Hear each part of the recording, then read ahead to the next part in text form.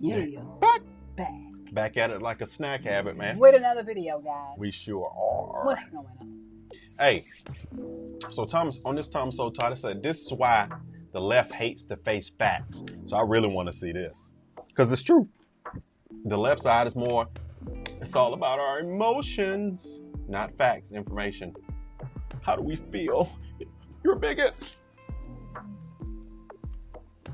But how does raising taxes on corporations lower the cost of gas, the cost of a used car, the cost of food for everyday Americans? So look, I think we encourage those who have done very well, right, especially those who care about climate change, to support a fair tax code that doesn't charge manufacturers, workers, cops, builders a higher percentage of their earnings, that the most fortunate people in our nation, and not let that stand in the way of reducing energy costs and fighting this existential problem, if you think about that as an example. And to support basic collective bargaining rights as well, right? That's also important. But Look, it is, by without having a fair tax code, which is what I'm talking about, then like manufacturing workers, cops, it's not fair for them to have to pay higher taxes than the folks who are not paying taxes at all. Discrimination and disparities. Much of the social retrogression that took place is traceable to the central tenet of the prevailing social vision that unequal outcomes are due to adverse treatment of the less fortunate. Yeah. Okay. So grant that argument that they're not paying attention, they're not attempting to square up intentions with what emerges. Yeah. But here's the bit that's still baffling to me. You mentioned the Moynihan report, where his central finding was, again, the breaking down of the black family, and the out-of-wedlock birth rate then was 25%. Now it's over 70%. By the way, it's over 30% among whites now. Yes. That was more than 50 years ago.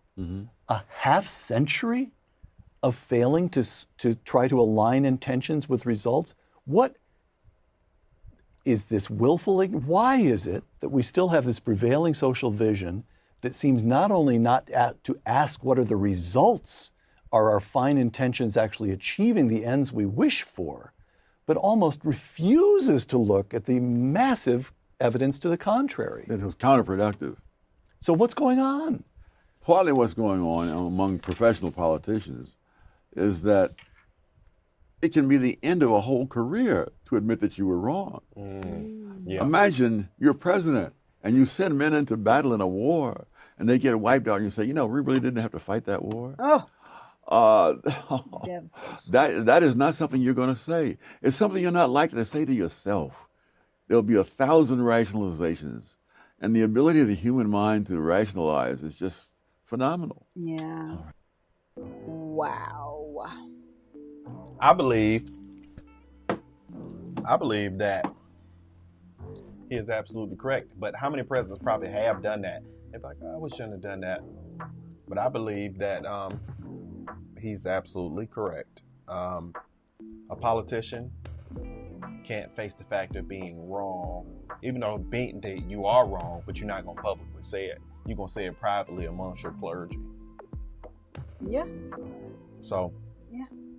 At first, how they were wording things, it was kind of throwing me off, because sometimes how they'll word it, it's like, okay, what does that mean? What are they actually saying in this moment? What do you think? Part of what she was saying, I didn't really feel was justifiable based off what the guy was at, the question was. I didn't really see how it was relating to what pretty much he was asking and getting to the meat of it. But I completely agree. So she felt like it should feel like people, the wealthy, should be taxed. That's what she's saying. I'm assuming, right? Yeah. But not only that, she was talking about, the climate change and all that. I don't understand what that had to do with the tax, what he was saying, all the other stuff. I'm like, okay, this isn't making sense. Yeah. But what Thomas Sowell was saying was, when you make people in office or people in high positions, when they make mistakes and then they've had something that's going to be, a fatal consequence, they just don't want to admit and admit it to correct the wrong, because so much damage has already been done. You just kind of smooth past it. Right. Yeah. Yeah, I mean, okay. Being wrong, and then you but that happens all the time politically. They made bad choices, but it never be admitted, and then the people suffer from their bad choice. But the person who made the bad choice goes on living life and living a good life. So yeah, that's been the thing about politics. It has. Because I don't think there's one particular way for the U.S. And then, it's just a mixture of different opinions and what we think is good for the U.S. But politically, you just don't really know what's really good and totally for the U.S. I mean, that's a huge door.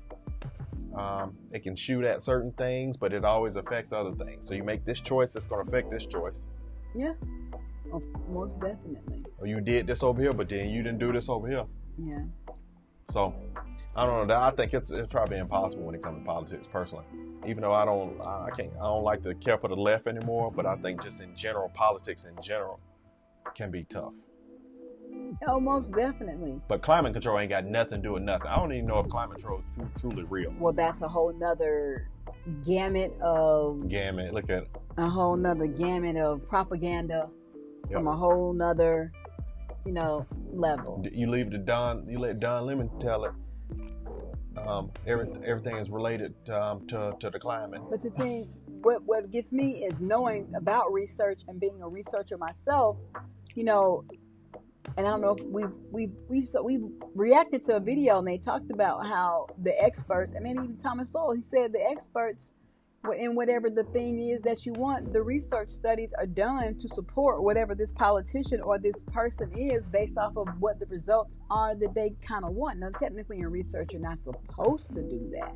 Yeah. But so how much of the climate control, of that is really, really real based off of, the environment and things that they're doing and all this kind of stuff in the world, and how much of it is a falsity? What I believe is, forget worrying about climate control. Because you got to read both sides. What we're dealing with is the book of Revelations. But you have to be able to read both sides of the research. You just can't make a decision on this people. They say, oh yeah, this is what's happening. This is why we got climate control. You got to be able to read what the counter is and then make a best assessment and comb through the facts and all that kind of stuff. So it's interesting. But yeah, I have always felt a little skeptical about the climate control theories and stuff like that. But on the other hand, based off of reading some facts and reading this side and never really diving deeper into it, I kind of went with the research that was more prevalent or that was at my access, because it wasn't really,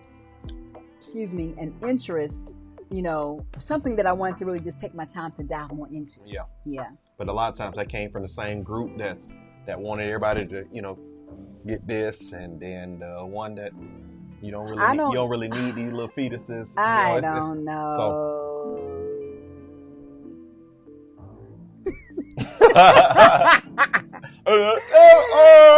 I don't know. I don't know who, anyway, what, why, where, and how. I just know.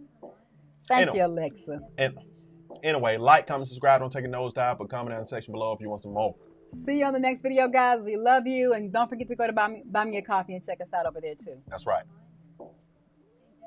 Say your declarations. All right. Bye-bye. Yeah.